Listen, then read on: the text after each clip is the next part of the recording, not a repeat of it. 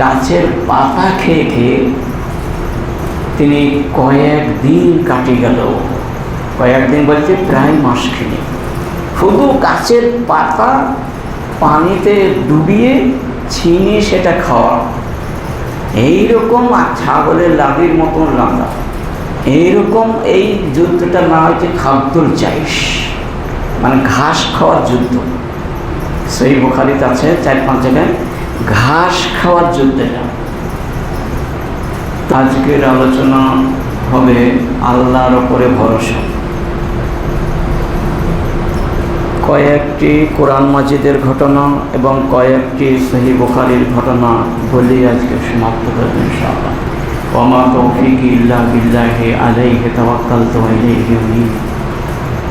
এই যে দোয়াটা বললাম, ওয়া মা তৌফিকি ইল্লা বিল্লাহি, আল্লাহ ছাড়া কাউরের ক্ষমতা নাই একটা মানে ঢোক গেলা বা একটি শ্বাস প্রশ্বাস ছাড়া বা গ্রহণ করা, আল্লাহর বিনা হুকুমে, আল্লাহর বিনা ভরসায়, বিনা আকিদায় কেউই পারবে না। কিন্তু আকিদা ভুল আছে এবং সঠিক আছে।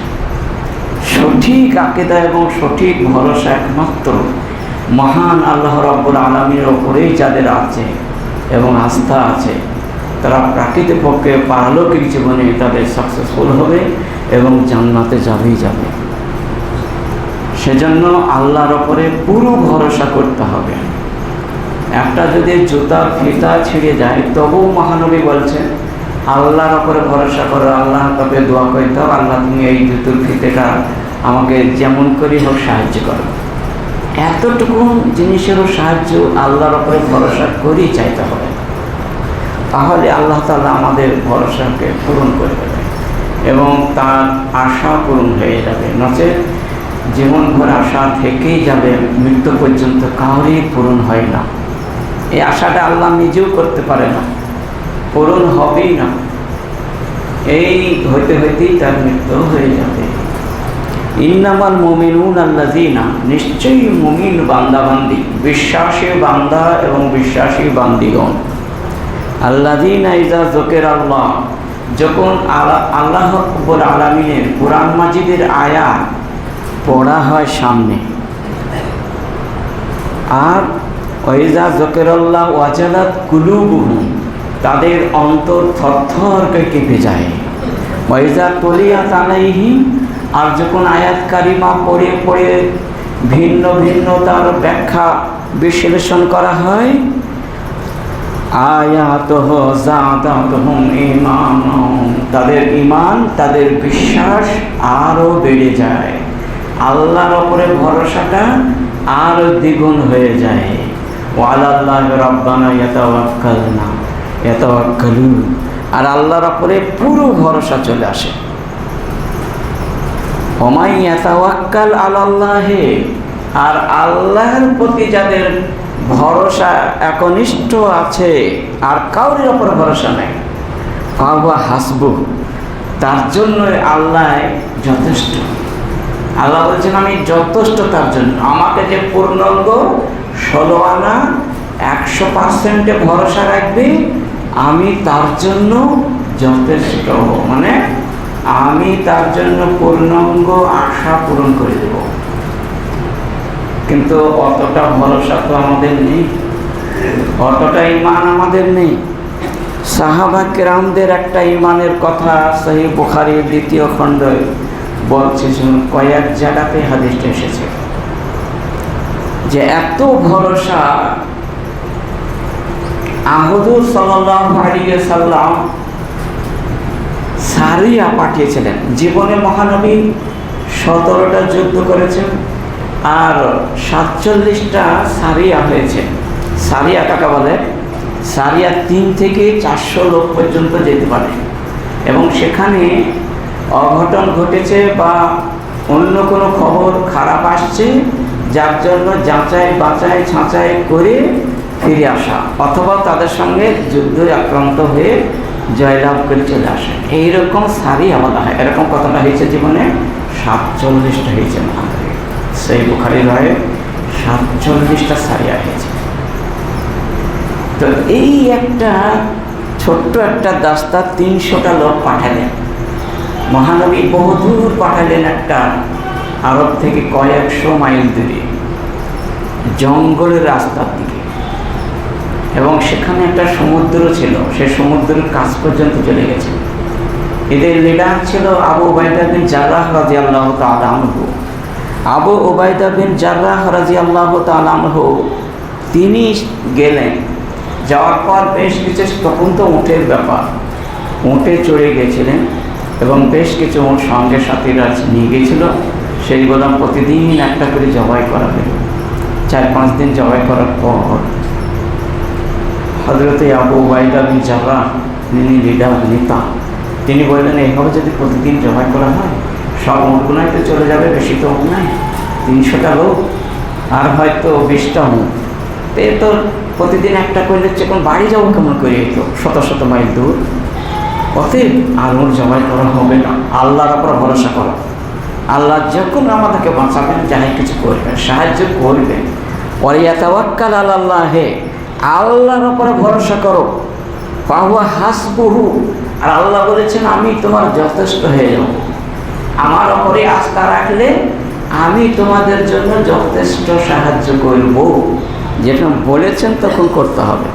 তাই তেনারা কি করলেন, গাছের পাতা খেয়ে খেয়ে তিনি কয়েকদিন কাটে গেল, কয়েকদিন বলতে প্রায় মাস খেয়ে শুধু গাছের পাতা পানিতে ডুবিয়ে ছিনিয়ে সেটা খাওয়া। এইরকম ছাগলের লাভির মতন লাগা, এইরকম এই যুদ্ধটার নাম হচ্ছে খাদ্যুল জাইশ, মানে ঘাস খাওয়ার যুদ্ধ। সেই বুখারীতে আছে 4-5 জায়গায় ঘাস খাওয়ার যুদ্ধটা। তো এই করতে করতে কিন্তু ভরসা একই আছে, উমাইয়াতাওয়াক্কাল আলাল্লাহি, আল্লাহর উপরে ভরসা করলে ফাহুয়া হাসবু, আল্লাহ বলছেন আমি যথেষ্ট। কিন্তু ভরসা হারিয়ে ফেললে হবে না। এর যত কষ্টই হোক, জান চলে গেল, ভরসা ছাড়া হবে না। হঠাৎ করে করতে করতে সেই সমুদ্র তো পাশেই একটা মাছ উঠলো, নীল তিমি একটা উঠলো, আম্বার হাদিস আছে। নীল তিমিটা উঠেই মারা গেল। যদি মারা না যেত, এত বড় মাছ, ওই 300টা লোককে তার আহার হতো না, তার নাস্তা হতো ওটা, এই মাছটা। যেটা নীল তিমিটা শুনেছেন যখন বাচ্চা ছাড়ে 10 মিনিটের মধ্যে, ওই বাচ্চাটার খাবার হয় 600 কেজি খাবার খায়। যখনই বাচ্চা জন্ম হয় 600 কেজি খাবার খায়। তো সেই মাছটা থেকে কত বড় হবে, 8-10টা গ্রামের যত বড়, এত বড় মাছ। তো সেই মাছটায় আবু উবাইদা বিন জাররাহ 18 দিন খাওয়ার পর, একটা হয়তো 18 দিন, একটা 15 দিন, তারপর একটা তারা সামান্য জায়গা ফুট করতে পারল। 300টা লোক রাত দিন খেয়ে খেয়ে বাদগ্রস্তর মতো মোটা হয়ে গেল। তারপর তারা খুশিতে, তারা ঝোলা ঝান্টিতে 1 মণ 1.5 মণ করে যে যতটা মাংস পারে নিয়ে এইবার ফিরে যাচ্ছে। তারপর তখন ফিরে চলে গেল। তখন মহানবীর কাছে বললেন, ওগুলো কী গো? তো বললেন মাংস কিছু, একটা মাছ উঠে মারা গেছিল, সেটা সব বুঝতে পারলেন মহানবী। বললেন আমাকেও দাও, তিনিও খেলেন। তাহলে এটা হলো সেই বুখারীর একটা বিশেষ রওয়ায়াত। তাহলে ভরসা আল্লাহর উপরে করার পরে কতটা জিনিস আল্লাহ তাআলা দিলেন। হযরতে, এটা হলো সেই বুখারীর রওয়ায়াত। এবার কোরআন থেকে একটা, ইন্না মাই রাব্বি সাইহাদি।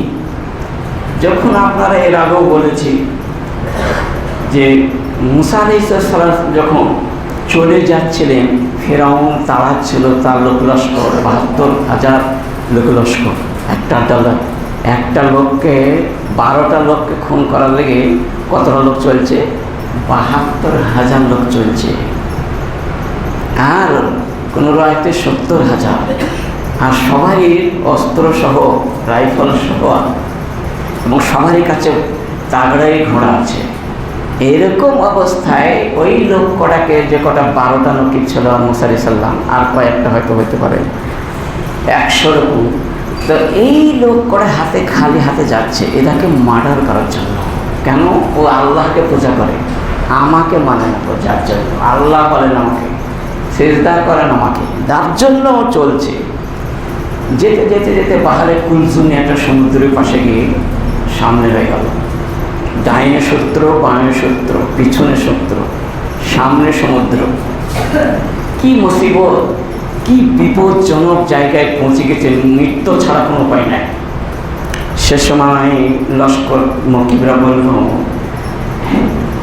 হে মুসা আলাইহিস সালাম, আমাদেরকে তো শত্রু ঘিরে ফেলেছে চতুর্দিক দিয়ে, আর সামনে তো সমুদ্র, কী করে যাবেন? তিনি একটা কথা বলেছেন, ইন্না মাই রব্বি সাইয়াদি, নিশ্চয়ই আমার রব আমাকে কোনো একটা সুযোগ করিয়ে দেবে। তোমরা ভয় করো কেন? আল্লাহর উপর ভরসা করো গো। এই ভরসাটা আল্লাহ তাআলা আমাদের কোথায় নিয়ে যাও? ঠিক আছে, আল্লাহর উপরে যদি সত্তার উপরে ভরসা করো, তাহলে আল্লাহ তোমাদেরকে এইরকম বিপদ থেকেও বাঁচাতে পারবে। আর ভরসা না করলে খবরদার তোমরা ভরসা ফেল করো না। সূরা শূরার 61 নম্বর আয়াতে এই কথাটা বলার সঙ্গে সঙ্গে মুসা আলাইহিস সালাম 12টা লোক ছিল, 12টা লোকের একসাথে 12টা লাঠি মারলেন, 12টা রাস্তা হয়ে গেল। পানি দাঁড়িয়ে আছে চতুর্দিকে, আর সমুদ্রের পানি বুঝতে পারছেন কতটা গভীর, আর রাস্তা হয়ে গেল হাই রোড। 12টা রাস্তায় 12 জন পার হয়ে চলে গেল। ফিরআউন কিন্তু এবার কোনো কৌশলে গিয়ে ওখানে পৌঁছে গেল, অতটা সৈন্য সহ সবাই ডুবে শেষ হয়ে গেল। আর মুসা আলাইহিস সালামের একটা আঁচ হলো না, একটা আঘাতও হলো না, কেবলমাত্র আল্লাহর উপরে ভরসা করার জন্য। এটা সূরা শূরা থেকে। তারপর আমার একটা হাদিস বলছি সহিহ বুখারী থেকে, আর একটা হাদিসও এবং সূরা তওবা থেকে একটাও এসেছে এবং হাদিসে পাওয়া যায়। হাদিসটা যে মহানবী যদি 13 বছর বয়স যখন হয়ে গেছে মসজিদ মানে নবুয়ত পাওয়ার, তারপর মক্কা ছেড়ে মদিনা যেতে হবে। কেন? তার সন্ধ্যা রাত্রিতে মিটিং হয় দারুল নাদওয়াতে 6 জন মিলে, যে মুহাম্মদের মাথা যেটাতে নিয়ে আসবে তাকে 100টা লাল উট দেওয়া হবে। ঘোষণা হয়ে গেল। ওই তো কিছুই নয়, এক্ষুনি নিচে আসবে। ওই না আছে বাপ, না আছে মা, না আছে দাদা, না আছে কেউ নেই, তো বলার কোনো লোক নাই। ওই এক্ষুনি আসছে, ছুটতে লাগবে সবাই। এদিকে ওদিকে রাতের ঘোষণা হয়ে গেল, দিনে নিয়ে আসতে হবে তাকে। সারা রাত পাহারা দিয়ে বসে আছে, সারা রাত হাতে হাত দিয়ে 3-4টে দল বসে আছে, যে এই রাত বাড়ি থেকে বের হলে ওকে মাথাটা কেটে লিখে নেতাদের কাছে দিয়ে দেবো, আমরা 100 জন পেয়ে যাব। হাজার হাজার লোক বসে আছে, বাড়ি ঘিরে আছে সারা রাত, যেহেতু দিনে মারতে হলো। আর হযরত আলীকে বললেন, আলী তুমি আমার এই বিছানায় শুয়ে ঘুমিয়ে যাও, আমি ওদের সামনে দিয়ে চলে যাচ্ছি, মদিনায় যাচ্ছি। তাদের সামনে দিয়ে বাইনা ইয়াদাইহি ওয়া মিন খালফিহি, তাদের সামনে দিয়ে এক মুষ্টি ধুলো পড়ে ছড়িয়ে দিয়ে তিনি চলে গেলেন তাদের ভেতর দিয়ে। কেউ কিছু করতে পারল না। হযরত আবু বকর আর মুহাম্মদ সাল্লাল্লাহু আলাইহি ওয়াসাল্লাম দুজন চলে গেলেন। তারা কমতে গেল, বুঝতেই পারে বগলের ভেতর দিয়ে চলে গেছে, তারা ধরতেই পারেনি। তাদের ঘুম চলে এসেছিল সে সময়, আর ওটা কাঁদানি গ্যাস ছিল। চলে গেল, একবার শেষ। গাড়ির শহরে ওখানকে জমা হয়ে গেছে একটা গর্ত, 2 জন। এইবার সকাল ভোরে ভোরতে দেখতে গেছি আজানের আগে, যে ওঠার সময় দেখছে যে আমি শুয়ে কে ব্যাপার, বালির ওপরে কতটা ভরসা আল্লাহর উপরে, যে আমার তো এক্ষুনি হত্যা হতে হবে, তো ঘিরে আছে, তাও নির্ভয়ে ঘুমাচ্ছেন। তারপর দেখছে সে নাই, ছোটাছুটি এদিকে ওদিকে যেতে লাগলো, শত শত মানুষ যেতে লাগলো 100টা উটের লোভে। সুরাকা বিন জোশাম বলে এই লোকটা চলে গেছে কাছে, এত কাছে চলে গেছে, হাদিসে পাওয়া যাচ্ছে তাহাতা কাদামাই হে লা আবসারো। আবু বকর বলছেন এত নিকটে চলে এসেছি, আমরা যে মাথায় এরকম দেখে গেলে আমার ওদের পায়ে পড়ি, মানে আমার ওই পাটা আছে আমার মাথায়, মানে এক হাতও দূরে নাই, এত কাছে চলে এসেছে। আরে খেপা তুমি ভয় করছো কেন? ইন্নাল্লাহা মা'ানা লা তাহজান, আবু বকর তুমি চিন্তিত হয়ে না, টেনশন করে না গো, ইন্নাল্লাহ মা'ানা, আমার সাথে আমি একা নাই, আল্লাহ আছে। তারপর ভরসা নাই তোমার, ভরসা করো। তারা খুঁজিয়া খুঁজে পায়ের আপনার মাথার ওপর পা দিয়ে চলে গেল, খুঁজে পেল না। সারাদিন খুঁজে খুঁজে হয়রান হয়ে গেল।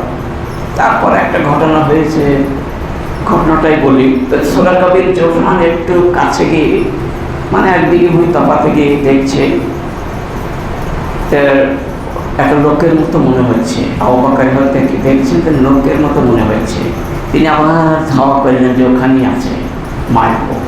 তিনি উঠ আর আসলো না, উঠ মুহূর্ত পর্যন্ত বসে গেল, কোনো মতেই আসে না। শেষ পর্যন্ত ওর হুঁটু বসে গেল, আবার সে পড়ে থাকলো। তখন বলছে, মোহাম্মদ তুমি দয়া করে একটু লিখে দাও না, যে আমি সুস্থভাবে বাড়ি পর্যন্ত পৌঁছাইতে পারি। তোমার বিরুদ্ধে আমি জীবনে যতদিন বাঁচবো কিছু করব না, আমি লিখিতভাবে দিয়েছি, সই করে দিয়েছি। তিনি তাই করে দিলেন, চলে আসলো। মহানবী চলে গেলেন আল্লাহর ভরসার জন্য। মাথার উপরে পা দিয়ে ওদের চলে যান, সূত্র খুঁজে পাই না। এটা মহান আল্লাহ তাআলার কেমন মাত্র। তারপরে একটা ঘটনা হয়ে গেছে, বানি ইসরাইলের একটা ঘটনা। দেখুন কতটা ভরসা আল্লাহর কাছে। বানি ইসরাইলের ঘটনা সহিহ বুখারীর 2291 নম্বর হাদিসটা। এই হাদিসটা একটা ঘটনা, দেখো বানি ইসরাইলের একদম বিশ্বাসে হবে না এরকম ঘটনা। তো আল্লাহর কাছে তারা এত ভরসা করেছিল বানি ইসরাইলের লোক। আর একটা বানি ইসরাইলের সে চাইলো যে ভাই আমার তো আজকে খাবার দাবার নাই, তাহলে কিছু পয়সা তুমি আমাকে ধার দাও। কত বলছে? 1000 আলফা দিনার। এই হাদিসটা আছে, 1000 টাকা তোমাকে দিতে হবে। আর তোমাদেরকে কবে দেবো সেটা লিখে দাও, অমুক তারিখে তোমাকে দেবো, 2 মাস কি 2.5 মাস পর। এটা বলি সে ব্যবসায় চলে গেল। সে যেতে যেতে সমুদ্র পার হয়ে চলে গেল, কোনো আরোহ নেই। এবং ওদিকে আস্তে আস্তে ফিরতে ফিরতে তার সময় হয়ে গেছে, যে হ্যাঁ যে টাইমে ওই বেচারাকে দেবো বলেছে, ওয়াদা করেছে আল্লাহর, সে বলেছিল তাই তুমি সাক্ষী দাও। তো সাক্ষীও কাফা বিল্লাহি শাহিদা, আল্লাহর ওপর সাক্ষীও আছে, আল্লাহর ওপর সাক্ষী, আমার সাক্ষী তো নেই। দেবো তাহলে জিম্মাদার দেওয়ার জন্য, তুমি যদি না দেয় তাহলে অন্যজন তোমার হয়ে দেবে। তো বলছো কাফা বিল্লাহি ওয়াকিলা, আল্লাহকে জিম্মা রাখছে। 3টি কথায় তিনি কথা বললেন, বলে চলে গেলেন। তারপর যেন সময় হয়ে গেছে যে কালকেই ডেট আছে দেওয়া, এই টাইমে কোনো রকমের আরোহণের সওয়ারির কিছু পেলেন না, নৌকা জাহাজ কিছুই নাই, এখন 10-15 দিন আসবেই না। এরকম মুসিবতে পড়ে গেলেন। আল্লাহর উপরে গাঢ় বিশ্বাস যে আমার পয়সা সে পৌঁছে যাবে। তো উনি কী করলেন, একটা কাঠ ছিল, কাঠটাকে কামার বাড়ি লেগে খোদাই করলেন, ফুটো করে পয়সাটা ঢুকিয়ে দিলেন। ঢুকে দিয়ে একটা কাগজে লিখলেন, অসাহিফাতুহু, কাগজে লিখলেন তার নাম, এর নাম, এত টাকা আছে তুমি নিয়ে নাও, আমি সমুদ্রে ছেড়ে দিচ্ছি। আমি কোনো আরোহণের কিছু পেলাম না, যানবাহন পেলাম না, তাই আমি যেতে পারলাম না, তাই ছেড়ে দিল। আর সেই লোকটা কিন্তু খুঁজতে খুঁজতে ওই সমুদ্রের পাড়ে চলে এসেছে, যে ওই বেচারা বলেছে এই দিনে আসবো আমি, তাহলে ঠিক আসবে, সে আগ হইতে চলে এসেছে।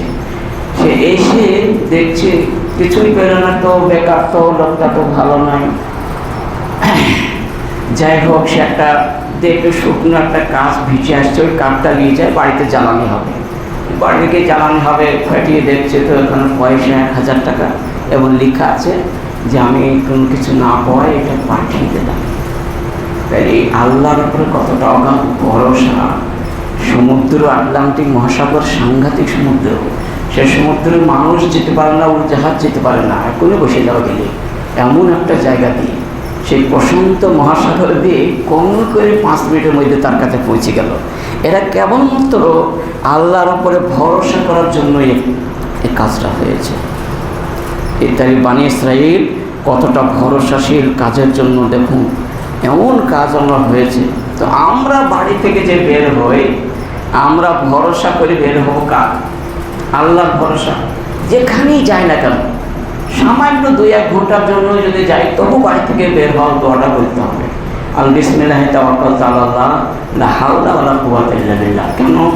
এই দোয়াটা বললে এর মর্যাদার কথাটা আল্লাহর উপরে ভরসা করে রেখে গেলাম। আমার ফ্যামিলি সব বাড়ি আল্লাহর উপরে ভরসা করে ন্যস্ত করে আমি বেরিয়ে যাচ্ছি, যেখানেই যাই, 20 দিন, 1 দিন, 2 মাস, 1 ঘন্টা, 2 ঘন্টা, 5 ঘন্টা, যেখানে যা বিসমিল্লাহ তাওয়াক্কালতু আলাল্লাহ। তাই কি হলো, তো মহানবী বলতে রুকিয়া, তাকে হেফাজত করবে আল্লাহ তাআলা, বা কুফিয়া, আল্লাহ যথেষ্ট হয়ে গেল।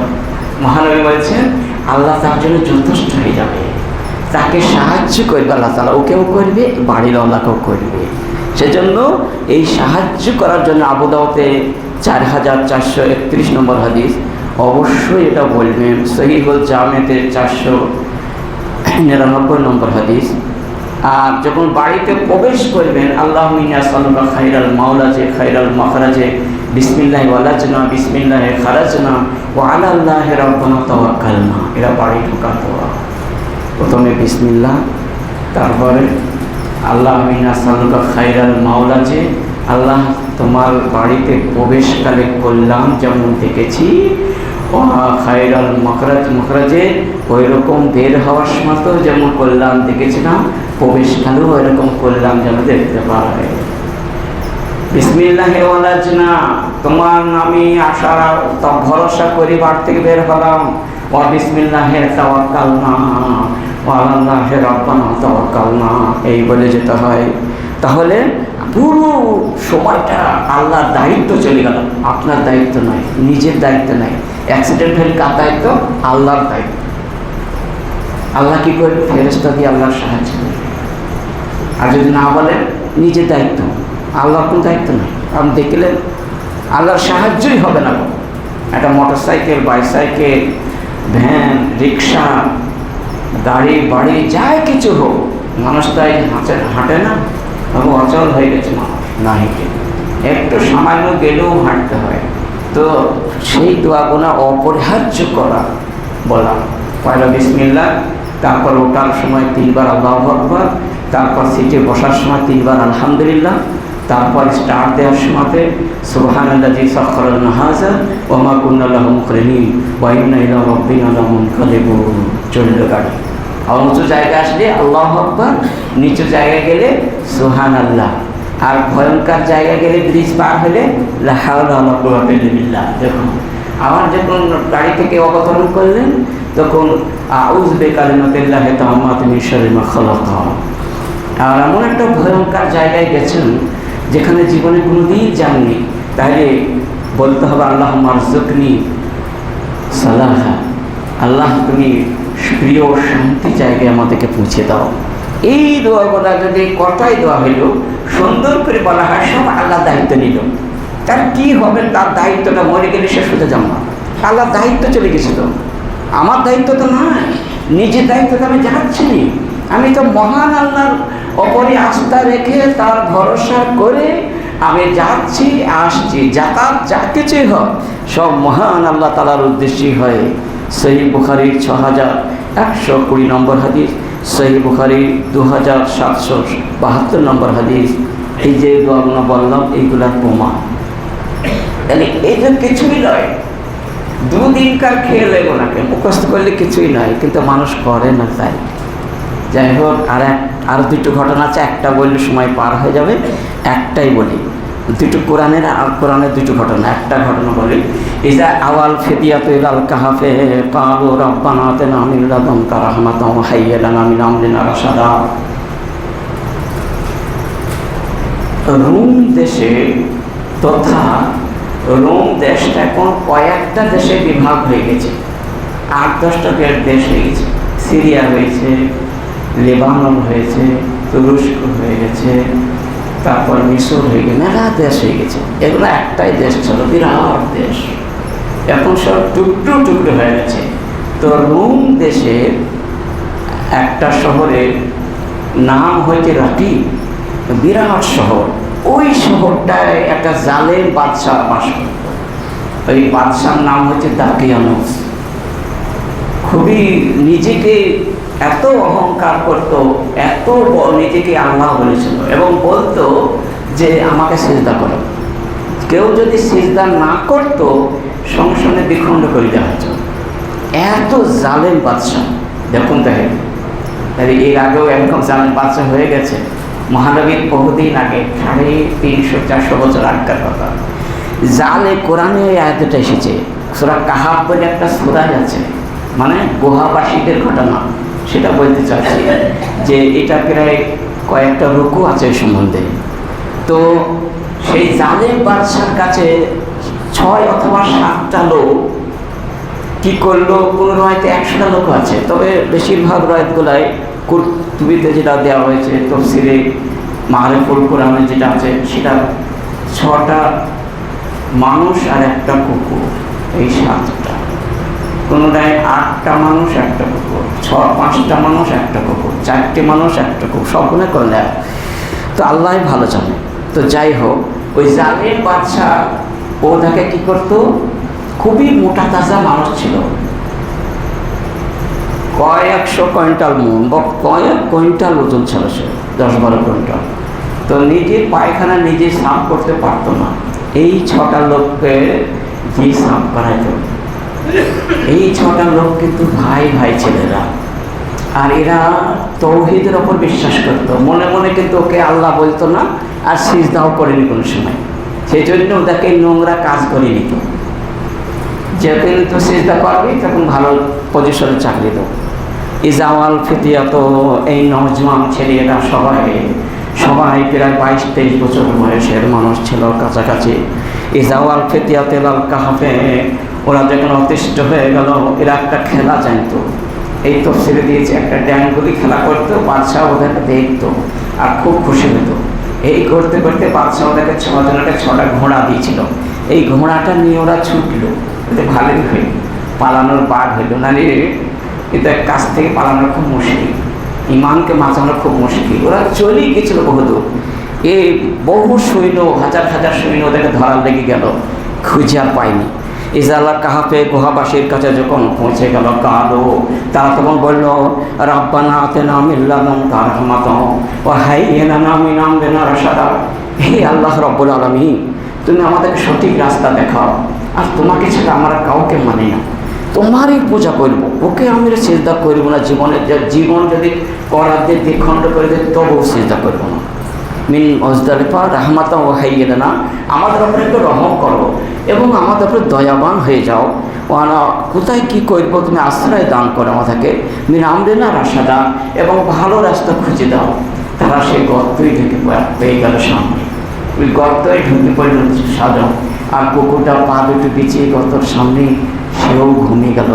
ফাজারাবনা আলা আযানিহিম, আল্লাহ রাব্বুল আলামিন ওদেরকে ঘুম পাড়িয়ে দিলেন। এমন ঘুম হইল, 309 বছর ঘুম হলো, 309 বছর এক ঘুম হয়ে গেল। একটা ঘুমে কতদিন গেল? 309 বছর। সালাসু মিয়াত 309 বছর, মানে 309 বছর ঘুমিয়ে গেল। কোরআনের কথা, 309 বছর পর একটা ঘুম হলো, তখন ওরা জেগে গেছে, বলে খিদে হয়েছে, খুব খিদে হয়েছে, তোমরা বাজারে গিয়ে পয়সা নিয়ে গিয়ে নাও না, কিছু কিনে নিয়ে আসবা। ওদের মধ্যে আমেরিকা বলে 7টা নাম আছে, সময় পাচ্ছেন বলে বলছি।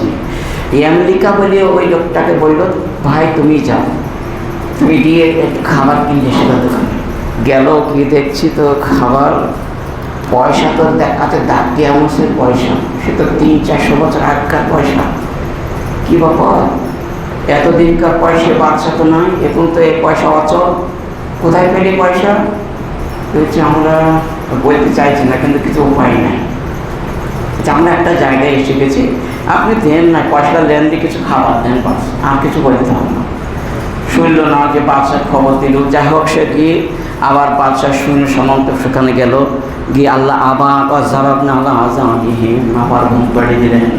এ পর্যন্ত চলছে ঘুম, এখনো ঘুম চলছে, কিয়ামত পর্যন্ত ঘুমিয়ে চাই। তো ওই সময় ওকে জিজ্ঞাসা করা হয়েছিল একজন, যে আমরা তো খিদে পেয়েছে, তো কিছু বললেন, সব বলে আসলে শুয়ে পড়া যেতে হবে না, আবার শুয়ে পড়ে ঘুমিয়ে গেল। তো ওইখানে জিজ্ঞেস করে, কদিন পর গেলাম, বলছে 300-400 বছর হয়ে গেছে। ওরা বলছে, তো তুই কি বলছে? তো বলছে অর্ধেক দিন হয়েছে অথবা একদিন হয়েছে, এরকম তো মনে হচ্ছে, একটা ঘুম হইতে কতক্ষণ লাগে। তো এই হলো কোরআনের ঘটনা। তাহলে তৌহিদকে আল্লাহর ওপরে আস্থা রেখে ভরসা থাকার জন্য আল্লাহ থেকে বাঁচিয়ে দিলেন। এমন বাঁচালেন এখনো বেঁচে আছে, এখনো বেঁচে আছে, কিয়ামত পর্যন্ত বেঁচে থাকে, তাদের আহার চলছে, কিন্তু আল্লাহ জানে কীভাবে দিচ্ছেন। এ হলো কোরআনের কথা।